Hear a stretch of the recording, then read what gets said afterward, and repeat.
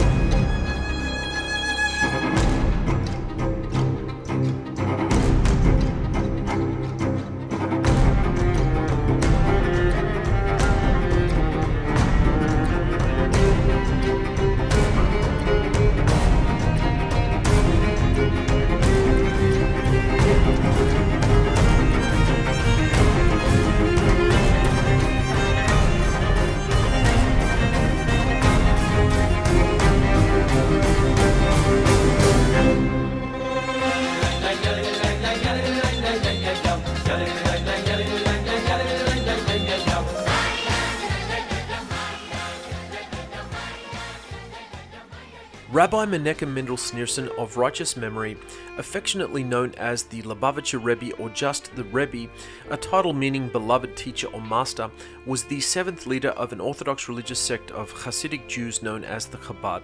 The word Chabad is an acronym for Chokmah, wisdom, and Binah, understanding, and Da'at, knowledge. The word Husid means pious one, denoting a person that goes above and beyond what is required because of his immense love of Hashem. The word appears in Psalm 4, referring to those that are set aside that receive special care due to their willingness to exceed the Almighty's expectations. The Chabad started in 1775 after the first partition of Poland in the town of Liazno in the Russian Empire by Rabbi Shneur Zalman of Liadi, who studied under the Maggid of Metzrich, the successor to Hasidism's founder Rabbi Yisrael, otherwise known as the Baal Shem Tov. From there the movement was led by a succession of 6 Hasidic Rebbes until Menachem's appointment in 1951. As I've shared in my video on the Baal Shem Tov, the movement received a lot of oppression from wider Judaism in general, and to find out more about that, check out that video. Getting back to the acronym of Chabad, it is very interesting to note that the traits of wisdom, understanding, and knowledge make up the 3 core attributes of the Sephirot, the tree-like diagram that displays an array of attributes which make up every human being. These 3 traits are keys to having the fear of Hashem according to Psalm 111 and Proverbs 9. The Rebbe was born on April 5, 1902, a Russian-born Orthodox Jew who migrated to America and spectacularly revived an at that time very insular sect of Judaism that almost came to an end after the Holocaust, raising it up to one of the most influential movements within Judaism today, so much so that when most people think of an Orthodox Jew, the look of the Chabad Jew will almost always come to mind. The Rebbe established over 5,000 educational and social centers across America, which included kindergartens, schools, drug rehabilitation centers, special Torah camps, care homes for the disabled, and the building of synagogues.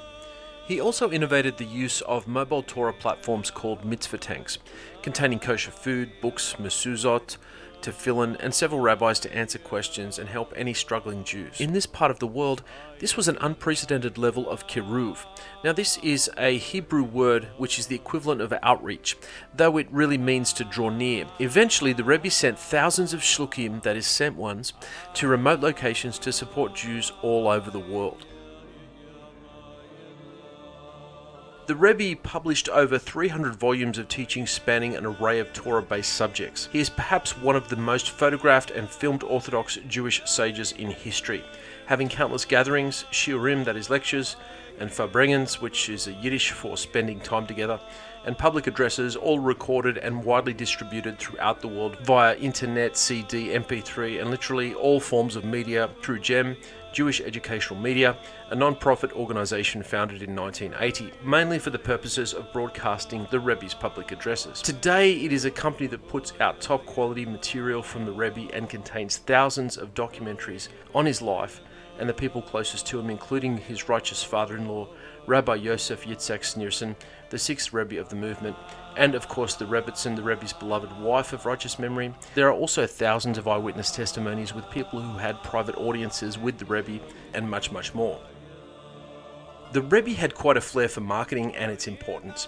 He was very involved in graphic design, personally looking over any logos of graphic representations of Chabad, even children's books, always insisting that Jewish girls also be represented on the cover of books and other advertising material. The Rebbe had quite an unusual upbringing for someone who would later go on to become a leader of such an influential Jewish community. He was primarily educated in Torah by his father, who was an extremely righteous man, Rabbi Levi Yitzhak Schneerson, an expert in Talmud, Kabbalah, and Jewish law, serving as the local community's chief rabbi.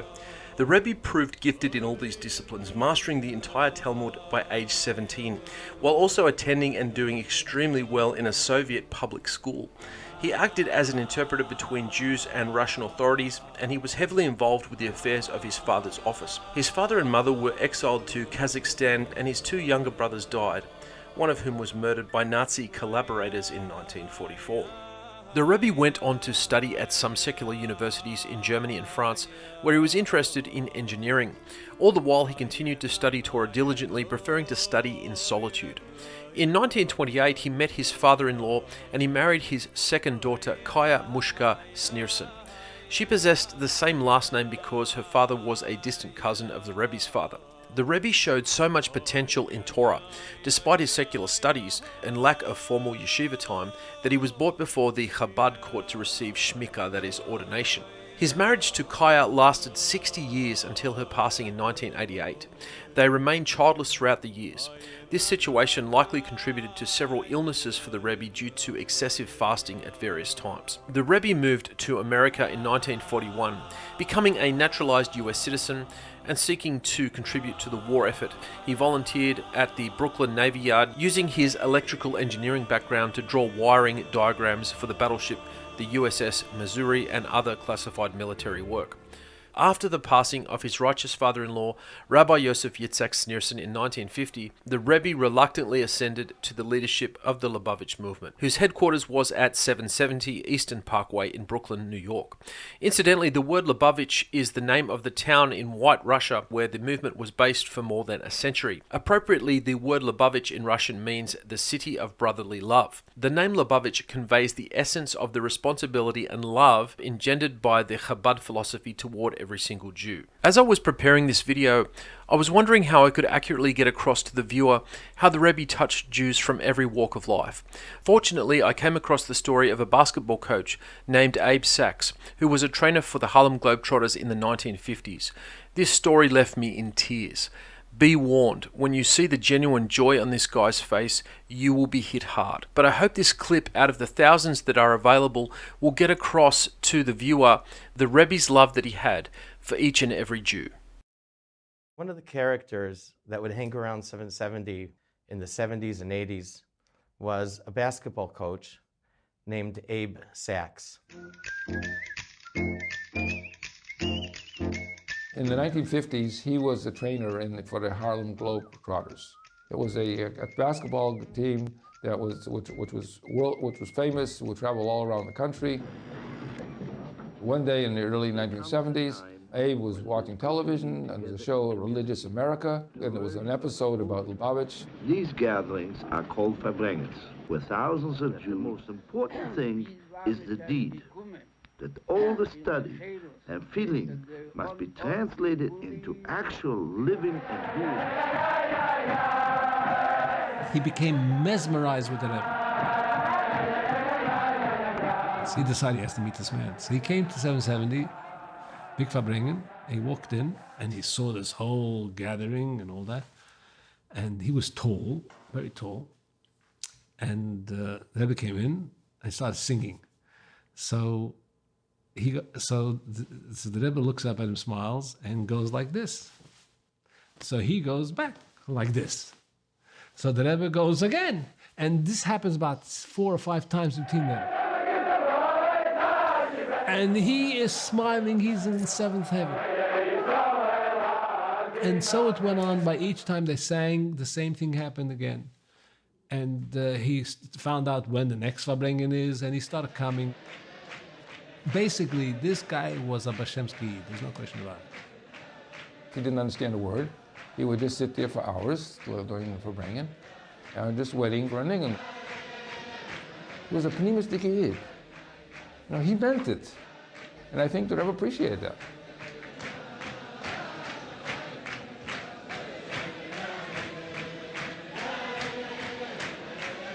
Der Rebbe hat gesagt, ein Wort von Baal Shem Tov, die Pschites von Anoschen Pschutin, der Leinking verbindet mit Pschites Ratzen.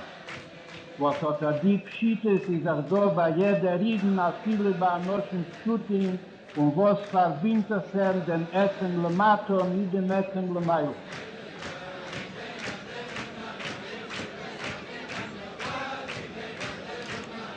One time, there was a surprise Farbrengen. And he wasn't there. He didn't know about it. So when he came to the next Farbrengen, the Rebbe said, I missed you by the other Farbrengen. He says, I didn't know this Farbrengen. So the Rebbe turned around to the Maskirim. Nobody called you to tell you? At one point, he was laid off from his coaching job at the high school, and he was very upset. So first thing in the morning, he came to 770. The Rebbe would typically come to 770 at 10 a.m., and once in a while there were people there who would stand and wait to see the Rebbe. So Abe Sachs waited, and the Rebbe came out of the car, and Abe said, Rebbe, I lost my job. And the Rebbe said to him, you're my coach. Groups of teenagers would come to visit a New York tour. And they would come and I used to arrange that they should be able to daven mincha with the Rebbe. So during one of these groups, as the Rebbe was walking out of Beis Medrash downstairs to the steps, Abe was standing there. So the Rebbe called him over and said to him, go coach them. And he says, whoa, what? The Rebbe pointed to the kids, that he should go over and speak to the kids. We were davening Ma'ariv, and something was wrong. I think he had a problem, whatever. So he was davening Shemona Esrei, and he was crying. The binyan finished, and the last Kaddish of the Rabbanan was said. And the Rebbe picked up his siddur, ready to go out, and this guy is davening. He's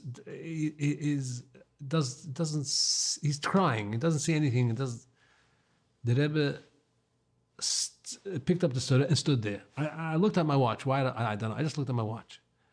The Rebbe stood there for 7 minutes until he went Oisei Shalom, and then left. He stood there, watching him, while he was finishing to daven. The Rebbe stood there with the siddur in his hand. It was ready after the Kaddish. 7 minutes, then turned around, kissed him, and left. And he never knew what happened. I told him afterwards.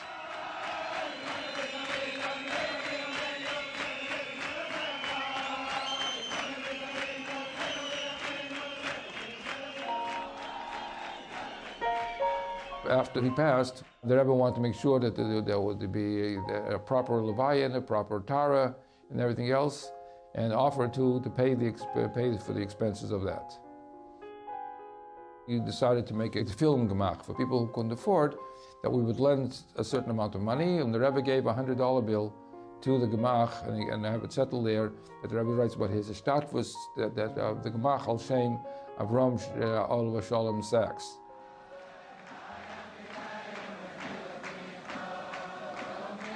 He used to write to the Rebbe very often about his feelings and what he was going through. Despite of whatever he's going through, Kapi Chutz, you couldn't know. Anybody who saw him at the Farbrengen would think that Life was peaches and cream. Everything was beautiful for him.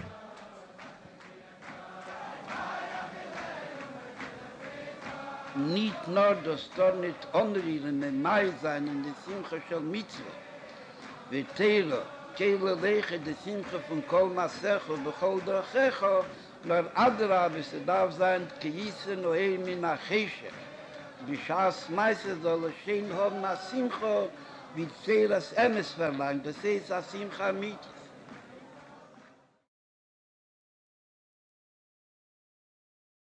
Hey, before you go, if you like this series and you want to find out much more, check out our books, All Lights On in the Master's House, Lightning from the Master's House, Flying Chariot, Fallen Dragon, and Is Alcoholic. All available on Amazon.com and other online bookstores, and help us to continue to spread the word. Also check out our website, Netzarim, where we have many teachings and resources on a myriad of subjects that will enlighten and enhance your walk. Bye for now.